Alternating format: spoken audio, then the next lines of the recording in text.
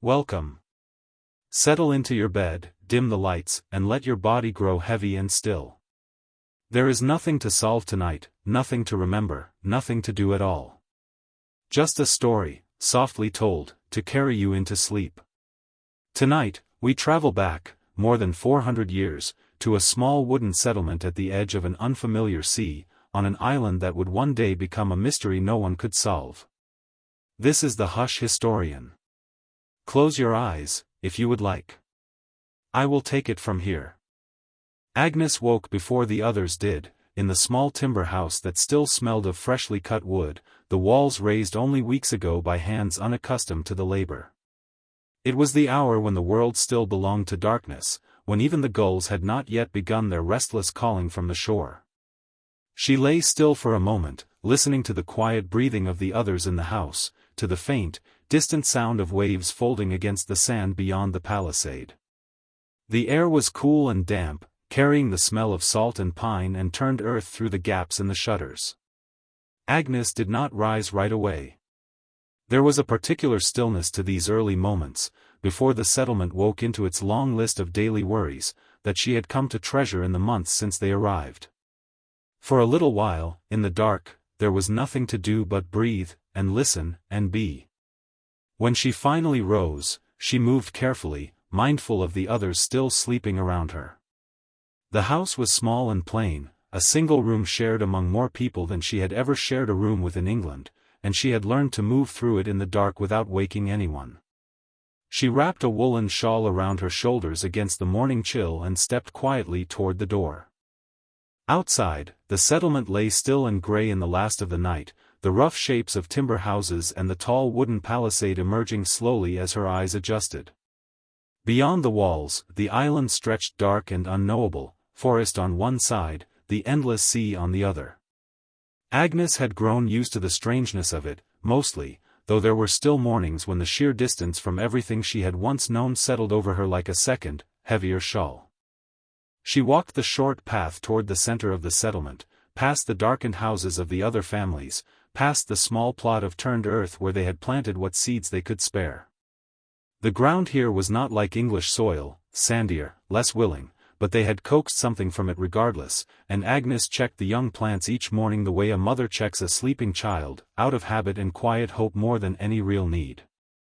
Below, toward the shore, the sea was beginning to catch the first faint gray of the coming dawn.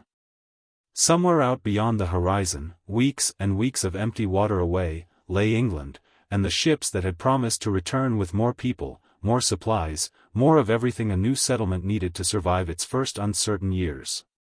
Agnes looked toward the water for a long moment, as she often did, before turning back to the work of the morning. Before she began, she paused near the small wooden cross that stood at the settlement center, bowing her head briefly in the plain, quiet way she had been raised to, a habit more than a fervor, a moment of stillness owed to the morning before its labor began. She had performed this same small ritual every morning of her life, in England and now here, and she saw no reason this particular morning should be any different from the ones before it.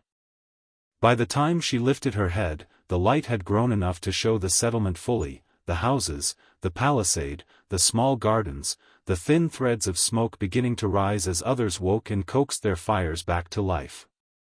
Agnes drew her shawl tighter and turned toward her own morning's work, toward the sound of a baby beginning to stir somewhere nearby, and the ordinary day that waited, patient and unremarkable, to begin. By the time Agnes returned to the house, the others had begun to stir, and the small single room had filled with the quiet sounds of a household waking, a blanket folded, a shutter eased open, the scrape of a pot being set over the morning fire. Joan, the older woman who shared their house, was already crouched at the hearth, coaxing the coals back to life with the patient breath of someone who had done it 10,000 mornings before. Breakfast was simple, as every meal had become in the months since the ships departed. A thin porridge of ground corn, a little dried fish, water drawn from the settlement's shared supply. It was not the abundance any of them had imagined when they boarded the ships in England, but it was enough, most mornings, and they had learned not to speak too often of what they lacked. Agnes ate slowly, seated on a low bench near the doorway, listening to the ordinary talk of the household around her. Joan mentioned the corn, whether it would ripen before the weather turned. A younger man named Thomas spoke of the fishing, of a good haul the day before near the inlet. These were the small currents of every morning's conversation, worn smooth by repetition, comfortable in their smallness. From a house nearby came the thin, rising cry of an infant, and Agnes felt the whole settlement soften around the sound, as it always did. The child had been born here, the first of them born in this new land, and though no one said so directly, the baby had become something more than a single family's daughter. She was proof, somehow, that they were not merely surviving here, but beginning, that a life could start in this strange place and not only end in it. Agnes had helped tend the child more than once, as the women of the settlement all did in turn, and she found in those small hours a comfort she did not entirely understand. To hold something so new, so wholly of this place rather than the one they had left behind, steadied something in her that the empty horizon each morning had worn thin. The baby knew nothing of England, nothing of the ships that had not returned. She knew only this island, and seemed, in her way, content with it. Talk turned, as it often did before anyone quite intended it to, toward the governor, who had sailed back to England many months before to bring more ships, more people, more of everything they needed. He had promised to return before the year was out. That promise had grown quieter in everyone's mouth as the seasons turned, spoken less often, and with less certainty, though no one had yet allowed themselves to stop believing it entirely. Agnes did not join this particular conversation, as she rarely did. She had learned that there was little use in turning the same worry over and over between them, that it wore everyone thinner without bringing the ships any closer. Instead she finished her porridge, set aside her bowl, and began to think of the day's work waiting for her, the garden, the drying racks, the small endless tasks of keeping a settlement fed. When the meal was finished, she rose, wrapped her shawl once more against the morning cool, and stepped toward the doorway.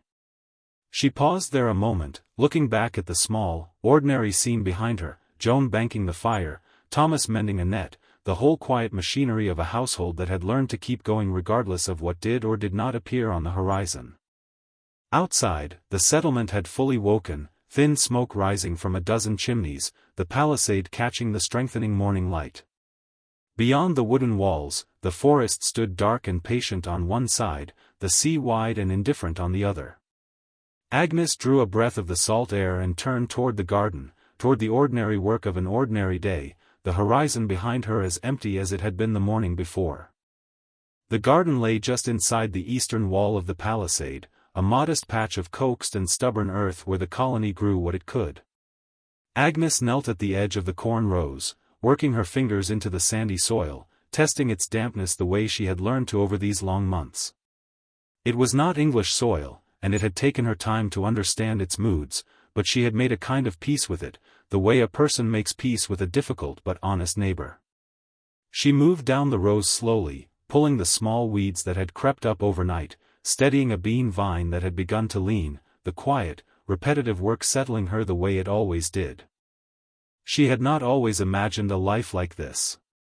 In England, she had been a servant in a modest household, with little before her but more of the same, year upon year, until word had come of a new land across the sea, of ships gathering colonists who might begin again on ground of their own. Agnes had been young enough, and unattached enough, and just desperate enough for something more, to put her name among them. She rarely spoke of what she had left behind, not out of sorrow, but because it felt, now, like it belonged to a different woman entirely, one who had never smelled this particular salt air or knelt in this particular stubborn earth. When the garden was tended, she moved to the drying racks near the storehouse, where thin strips of fish hung curing in the sea wind, and where the colony kept what little it had set aside against the leaner months ahead. Agnes checked the stores the way she checked everything, carefully, without hurry, counting in her head the way she had learned to, measuring what remained against how long it might need to last. The arithmetic was never quite comfortable, but she had grown used to holding it lightly, the way one holds a worry that cannot be solved by holding it tighter. Eleanor joined her at the racks after a while, the baby wrapped and sleeping against her chest, and the two women worked together in the easy quiet of shared labor. They spoke of small things, the weather, the corn, whether the fish were running well near the inlet. Eleanor was tired, as new mothers are, but there was a steadiness in her that Agnes admired, a refusal to let the uncertainty of their situation reach the child she carried. The baby slept on regardless, indifferent to stores and seasons, and something about that indifference was its own small comfort.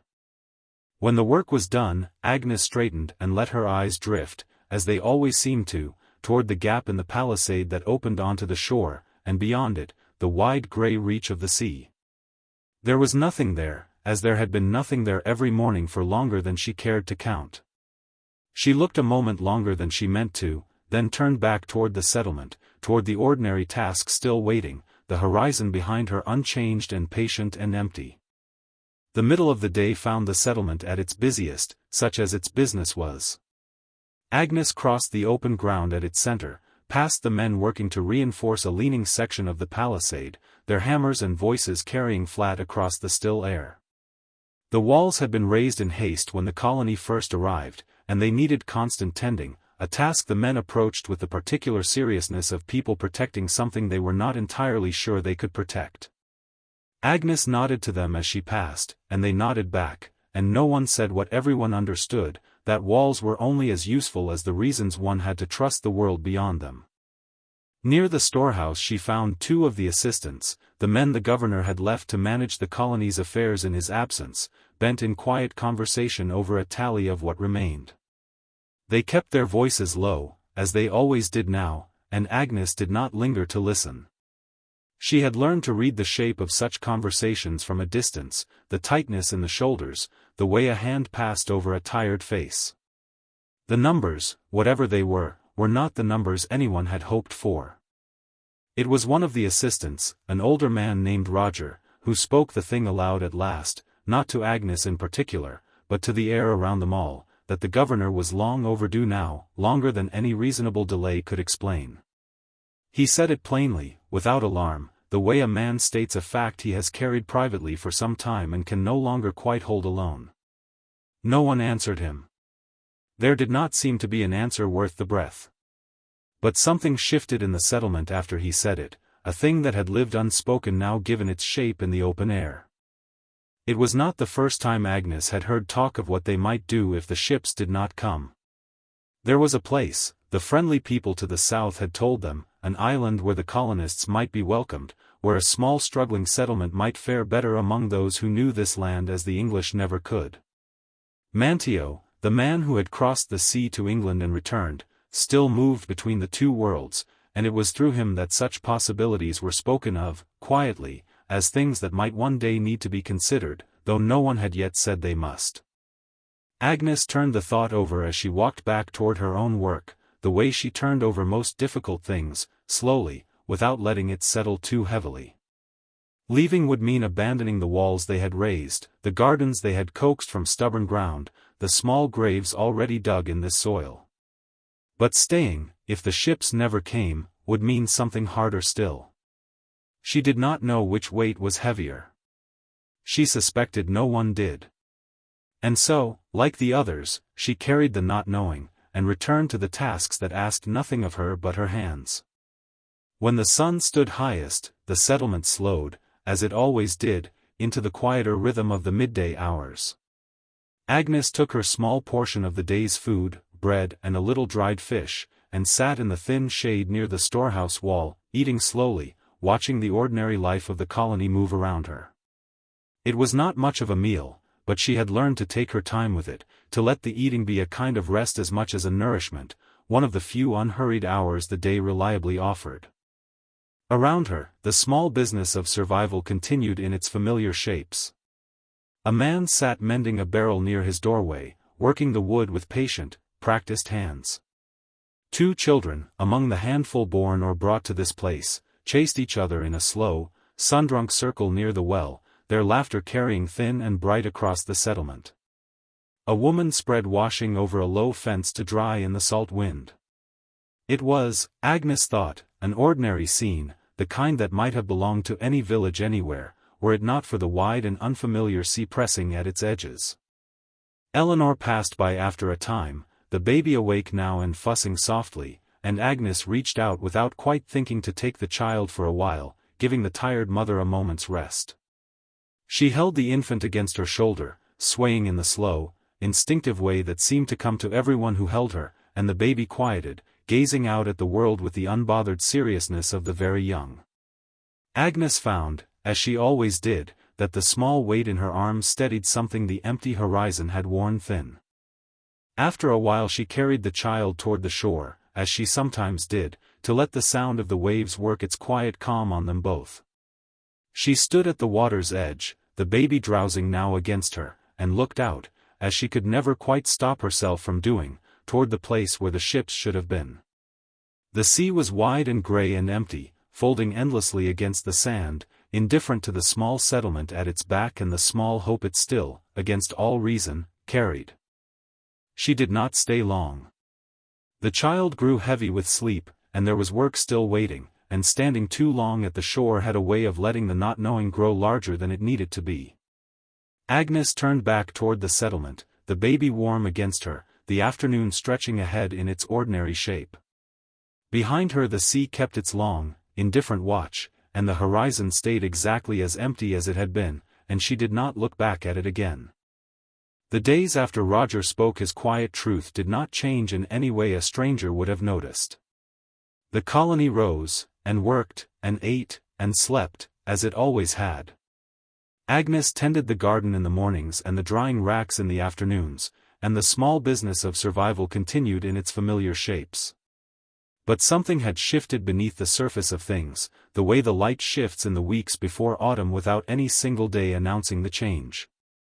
The worry that had lived unspoken now moved openly among them, in the pauses between sentences, in the way eyes drifted toward the shore a little more often than before. The season was turning. Agnes felt it first in the mornings, in the sharper edge to the air that met her at the doorway, in the way the sea wind carried a colder weight than it had a month before. The corn had given what it would give, and it had not been much, less than they had hoped, more than they had feared. She and the other women had gathered it carefully, wasting nothing, drying and storing what they could against the leaner months that everyone now understood were coming. There was a particular quiet to that work, the gathering of a harvest that would not be enough, a quiet that no one filled with false cheer, because they had passed, somewhere in these long months, beyond the point where false cheer served any purpose. The stores in the storehouse grew, and yet did not grow enough, and Agnes had stopped doing the arithmetic in her head, because the arithmetic no longer offered any comfort, only the same conclusion arrived at by 100 different paths. They had food enough for a while.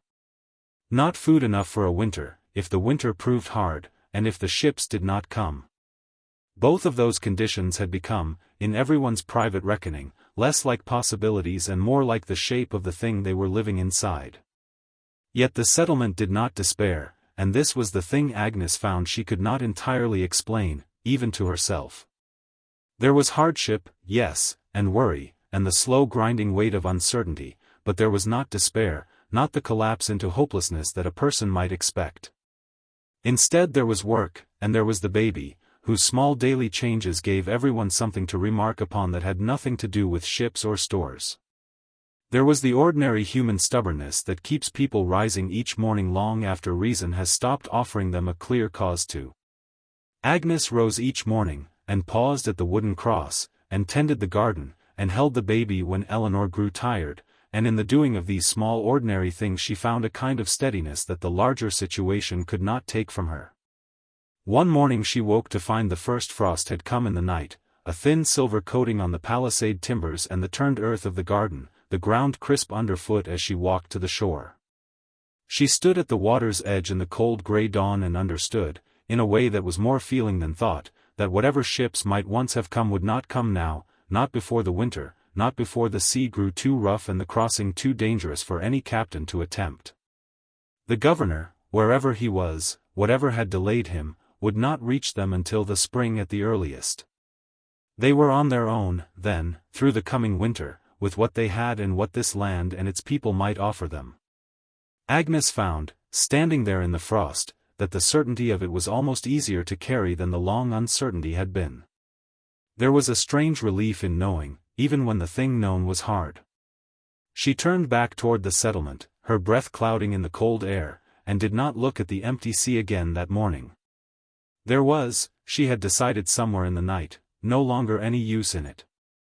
It was Manteo who came, a few days after the first frost, walking up from the south with several of his people, bringing with them baskets of dried fish and corn and other foods Agnes did not have names for, gifts and trade both, offered with the quiet dignity of people who understood this land and its seasons far better than the colonists ever would. The settlement received them with a gratitude that no one bothered to disguise.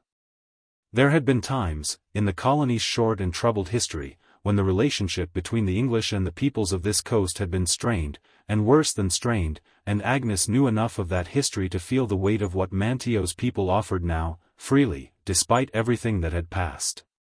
Manteo himself moved among the colonists with an ease that came from having lived in both worlds. He had crossed the sea to England, had seen that distant country with his own eyes, had returned carrying an understanding of the English that none of his people had and that few of the English fully appreciated.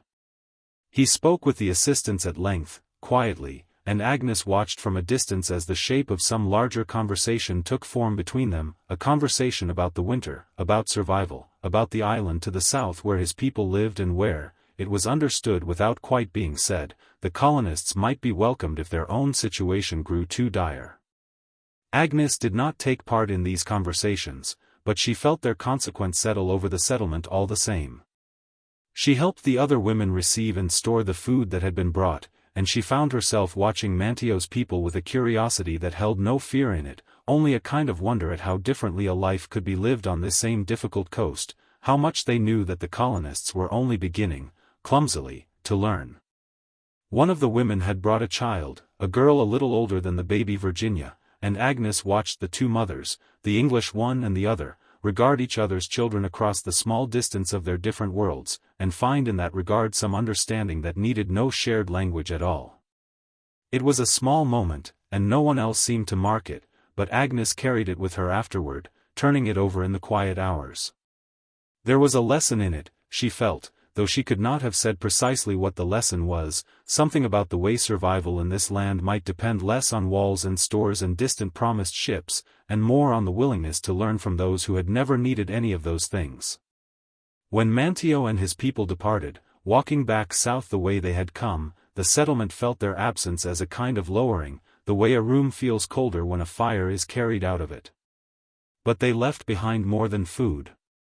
They left behind a possibility, quietly planted, that had not existed in quite the same solid form before, the possibility that there was somewhere else the colonists might go, someone who might take them in, a path forward that did not depend on the empty and indifferent sea.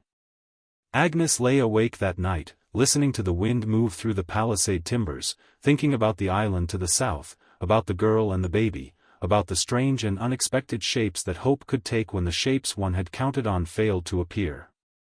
She did not know yet what the colony would decide. But she understood, lying there in the dark, that a decision was coming, that it could not be put off much longer, and that whatever it was, it would change everything about the life she had built in this small wooden place at the edge of the world. The meeting came on an evening in late autumn, when the cold had settled deep enough that the whole colony gathered inside the largest of the timber houses, crowded close around a fire that pushed back only a little against the chill. Agnes sat near the wall, the baby asleep in her arms so that Eleanor might have both hands free, and watched the faces of her neighbors in the firelight as the assistants rose to speak the thing they had all known was coming. Roger spoke first, plainly, as was his way. He laid out the situation without softening it and without exaggerating it, which was its own kind of mercy. The ships had not come and would not come before spring. The stores would not carry them through a hard winter, not comfortably, perhaps not at all. The people to the south had offered welcome, and that welcome was real, and it would not remain open forever, because even generous people could not feed guests who arrived too late in a season already turning lean. There was a choice before them, then, and it could not be delayed much longer. They could remain here, behind their walls, and trust that the winter would be mild and the stores sufficient and the spring would bring the governor with everything they needed. Or they could go south, to the island of the friendly people, and cast their fortunes in with those who knew how to survive this coast, and leave behind the settlement they had built with their own hands. Neither path was safe. Roger said this plainly too. There was no safe path, only two uncertain ones, and the choosing between them was a choosing between different kinds of risk, different kinds of loss. The talk that followed was long, and quiet, and heavy with the particular weight of people deciding something that could not be undone. Some spoke for staying. They had built this place, and the governor had left them here, and he would look for them here, and to leave would be to abandon the one fixed point in all their uncertainty, the one place he knew to return to.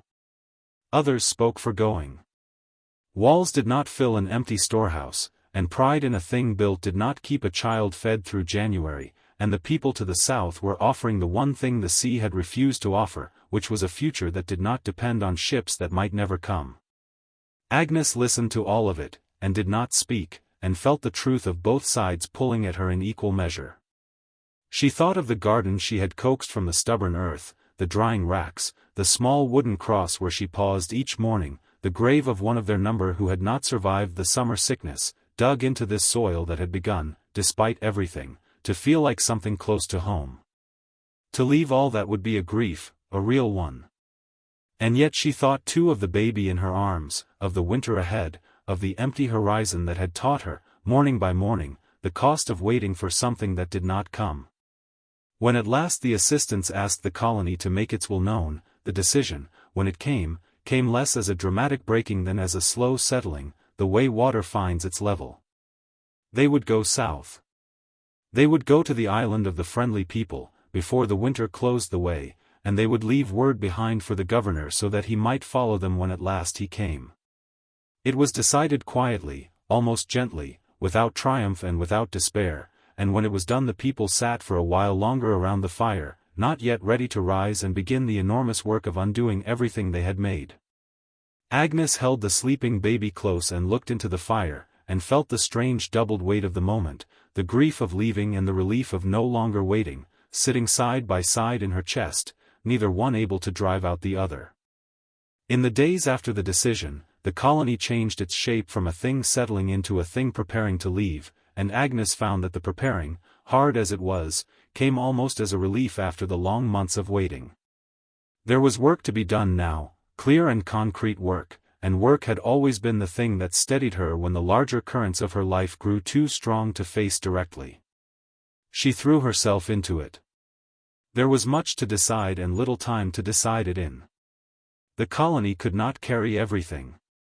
The journey south, whether by water or overland, would allow only what could be borne, and so every household faced the same quiet reckoning, the sorting of a life into what could come and what must stay.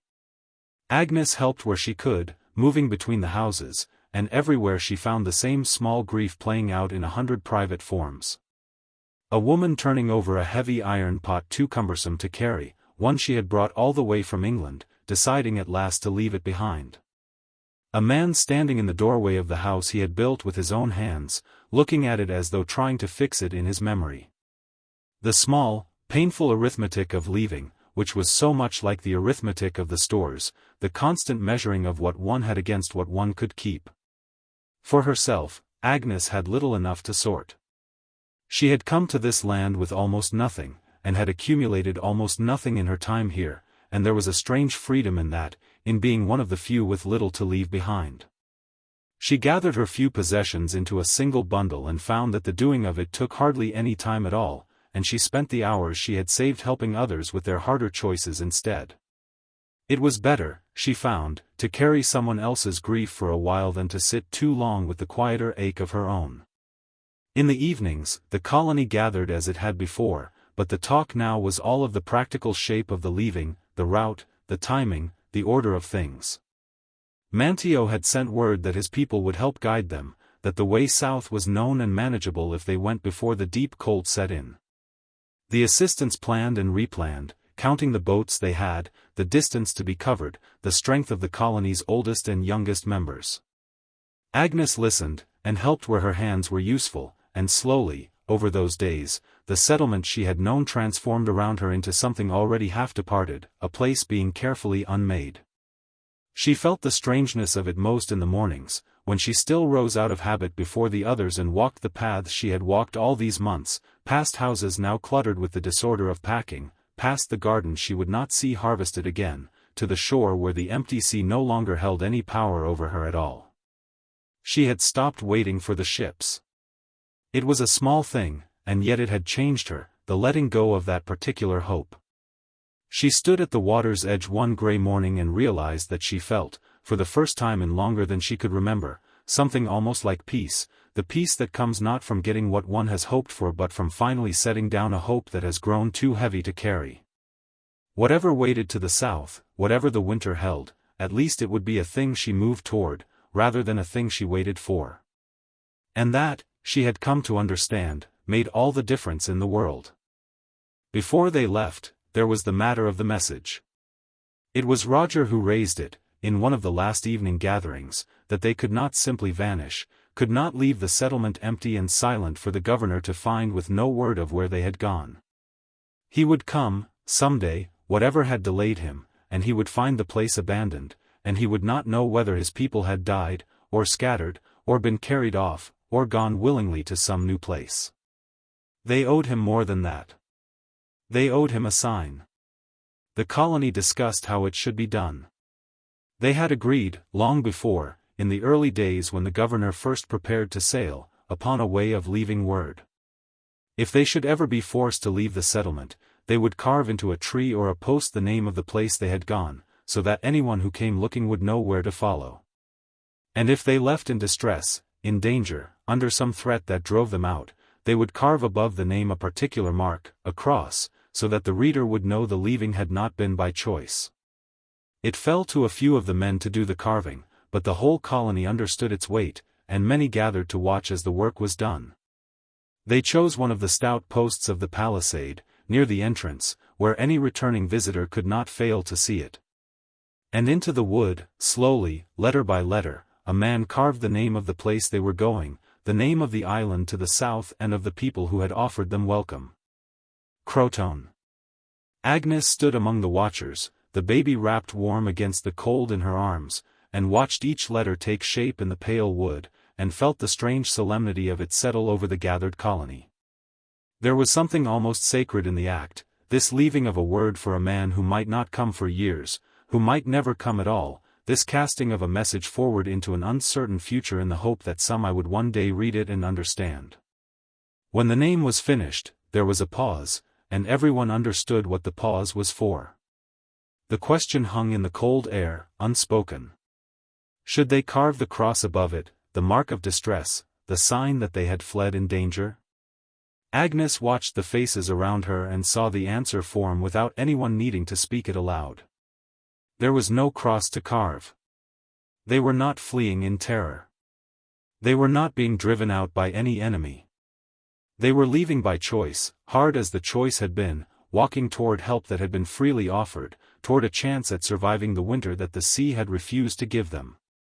It was a leaving with grief in it, but not with terror, and so the name would stand alone, uncrossed, the truthful record of a people who had made a difficult decision with clear eyes and gone toward it with what hope they could gather. The man set down his tool. The name stood finished in the wood, CROATOAN, plain and clear and uncrossed, and the colony looked at it a while in the failing light, this last thing they would make in this place, this message to the future, and then, one by one, they turned back toward the work of the final night. The last night in the settlement was a strange one, quiet in a way that Agnes had not expected. She had thought there might be weeping, or long speeches, or the heavy grief of farewell, but instead there was mostly a kind of tired, gentle stillness, the stillness of people who had made their peace with a hard thing and had no more words left to spend on it. The houses stood mostly emptied now, their small comforts packed away or left behind, and the colony gathered close around the last few fires, sharing what food could not be carried, letting the children stay up later than they should because there seemed no reason left to enforce the ordinary rules of an ordinary night.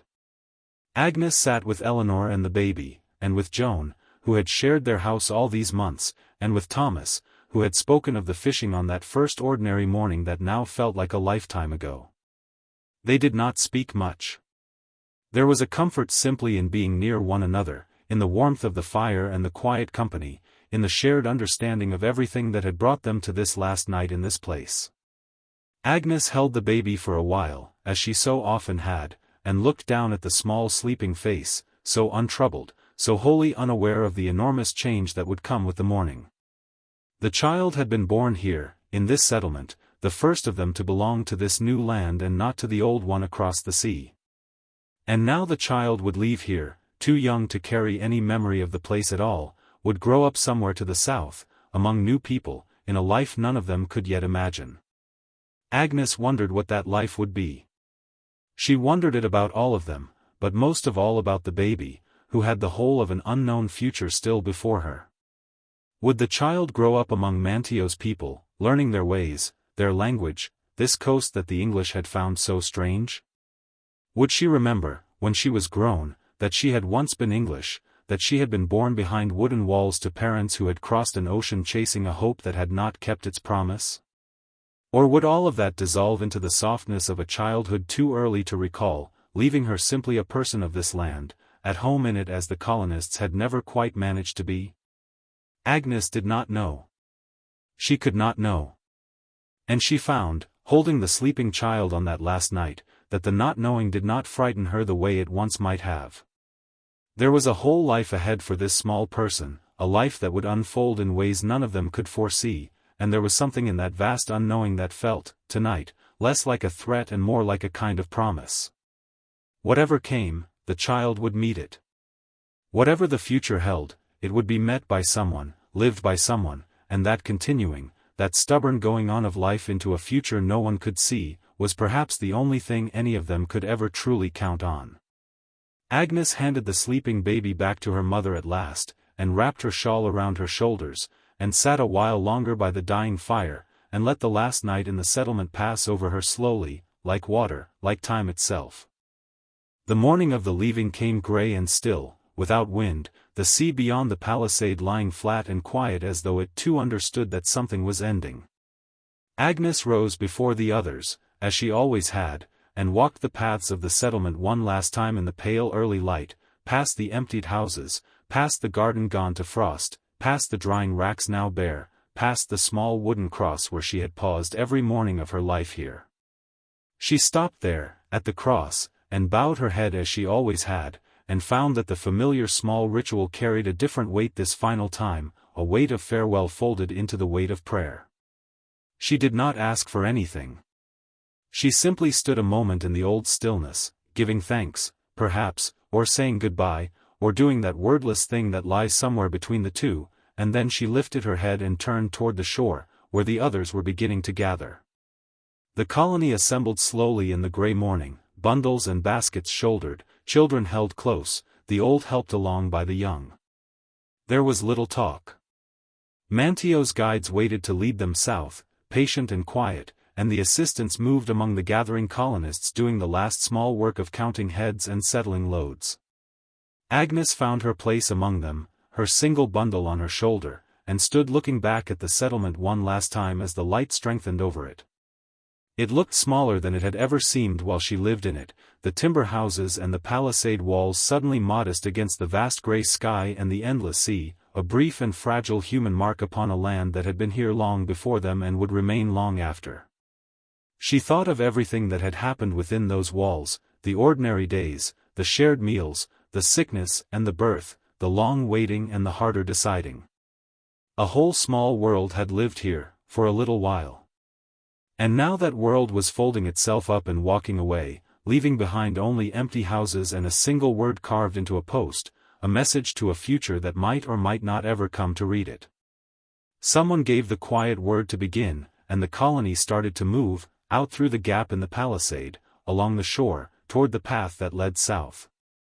Agnes fell into step among them, the baby's small sounds carrying from somewhere nearby, the tread of many feet soft on the frost-hard ground. She did not look back a second time. She had learned, in her months at this place, the cost of looking too long at things one was leaving, or waiting for, or could not have, and she kept her eyes forward now, toward the path, toward the south, toward whatever waited at the end of the walking. Behind them, the settlement stood empty and silent in the growing light, the door of every house ajar, the ashes cold in every hearth, the single carved word plain upon its post. CROATOAN. A place where they had gone. A sign for anyone who came to follow. The path south led first along the shore and then inland, through country that grew stranger and more beautiful the further they went from the settlement Agnes had known. She walked among the others through stands of pine and cypress, across sandy flats and through low wet ground where the guides picked the footing with a sureness the colonists could only trust and follow. It was slow going, with the children and the elderly and the burdens everyone carried, and they did not hurry, and there was a rhythm to the walking that Agnes found, after the first hours, almost restful. She had spent so long standing still, waiting, tethered to a settlement and a shore and an empty horizon, that the simple forward motion of the journey felt like a kind of freedom she had forgotten was possible. The land opened around her as they walked, wider and deeper than she had understood it to be from within the palisade walls. She had lived all these months in one small fixed place at the edge of it, and had come to think of this coast as that place and little more. But the land went on, forest and water and sky in endless variation, a whole vast country stretching away in every direction, ancient and alive and utterly indifferent to the small band of travelers making their slow way through it. Agnes felt, walking through it, both very small and strangely at peace, the way a person sometimes feels standing beneath a sky full of stars, diminished and comforted in the same breath. The guides led them well. Where the way grew difficult, they found the easier path. Where the colonists tired, they knew the places to rest. Mantio's people moved through this land the way Agnes had once moved through the rooms of the English house where she had served, with the unthinking ease of those who know a place in their bones, and Agnes watched them with the same quiet wonder she had felt when they first came to the settlement. There was so much they knew that she did not. So much she might yet learn, if the life ahead allowed it. She thought, as she walked, about what that life might hold. She did not know where exactly they were going, what the island of the friendly people would be like, how the colonists and their hosts would fit their two different worlds together through the long winter and beyond. She did not know whether the arrangement would hold, whether the welcome would last, whether they would remain among Mantio's people or move on again to somewhere else, or scatter, or endure. She did not know whether the governor would ever come, or what he would find, or whether any word of them would ever cross back over the sea to the England they had left. All of it lay ahead, unknown and unknowable, and for once Agnes found that she could carry the not knowing lightly. The waiting was over. Whatever came now would come as she moved to meet it, and that, she had learned, was a wholly different thing from waiting for it to arrive. She shifted her bundle on her shoulder and walked on, among her people, into the wide unknown country, toward a future no one could see, and she found, somewhat to her own surprise, that her heart was not heavy. It was, if anything, lighter than it had been in a very long time. Behind them, as the colonists walked south into the unknown, the settlement they had left stood empty in the turning of the seasons, and the land they had abandoned began, slowly and without haste, to take it back. Agnes never saw this, of course. She had walked away and not looked back, and whatever became of the small wooden place she had called home for those long months, it unfolded without any witness who would ever tell her of it. But it happened all the same, the way such things always happen, quietly, over time, indifferent to the human hopes that had once filled the place. The first winter came, and the winds off the sea worked at the timber walls, and the frost crept into the joints of the houses, and the gardens Agnes had tended lay buried under the season's cold. Snow, when it came, softened the hard edges of the palisade and the roofs, and melted, and came again, and the settlement wore the seasons the way an abandoned thing does, without resistance, without care. The forest, patient as forests are, sent its first tentative growth toward the cleared ground. Vines found the walls. Small creatures moved into the empty houses, making their homes in the spaces the colonists had left. And through it all, on its stout post near the entrance, the carved word stood, weathering slowly in the wind and the rain and the sun, CROATOAN, plain and clear, its letters holding their shape long after the hands that cut them had gone. It waited there, that word, through the seasons, a message with no one yet to read it, a sign pointing south toward a people who had walked away into a future that history would never fully record. It waited for the governor who had promised to return. It waited through the winter, and the spring, and the summer that followed, and the long stretch of time beyond, holding its single silent syllable of meaning against the slow erasure of the seasons. The settlement emptied of people did not mourn them. Places do not mourn. But there was something in the quiet persistence of that carved word, in the way it held its shape and its meaning against the patient indifference of the land, that Agnes might have found fitting, had she ever known of it. She had learned, in her time on that coast, that survival was not always a matter of walls and stores and rescue from across the sea. Sometimes it was simply a matter of leaving a true sign behind you, and walking forward into the unknown, and trusting that the going on of things would carry some part of you into a future you would never see. The word on the post did that. It carried them forward, those vanished colonists, into every future age that would ever wonder what became of them, a small carved truth outlasting the hands that made it, pointing always, patiently, south. It was 3 years before the governor returned. 3 years of war and storm and delay across the wide sea had kept him from the people he had left behind, from the daughter and the granddaughter he had sailed away from on that long-ago day, and when at last his ship dropped anchor off that familiar coast and he came ashore to the settlement he had helped to build, he found it silent. The houses stood empty, their doors open, the ashes long cold in every hearth. The gardens had gone to wilderness. There was no sign of the people he had left, no bodies, no graves freshly dug, no marks of battle or disaster, no wreckage of violence or struggle. There was only the quiet, and the emptied houses, and the patient forest pressing at the edges of the cleared ground. And there, on its stout post near the entrance, weathered but still clear, he found the word. CROATOAN. Carved plain into the wood, and above it, no cross. He understood what it meant. He had helped to devise the very code it was written in. The name told him where his people had gone, south, to the island of the friendly folk, to Mantio's people. And the absence of the cross told him they had gone by choice, not driven out in terror, not fleeing some disaster, but leaving deliberately, toward help, toward a chance at surviving. It was, in its way, the best news the empty settlement could have offered him, this sign that his people had not perished but had simply moved, had made a hard choice with clear eyes and gone to meet it. He meant to follow. He meant to sail south to CROATOAN and find them, and gather them, and learn all that had happened in the years of his absence. But the sea, which had delayed him for 3 long years, was not finished with him yet.